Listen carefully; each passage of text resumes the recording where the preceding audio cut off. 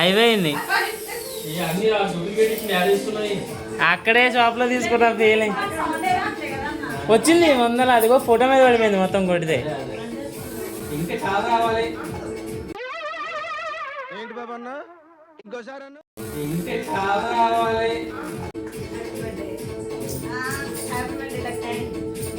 తీసే candle cut చేపి అది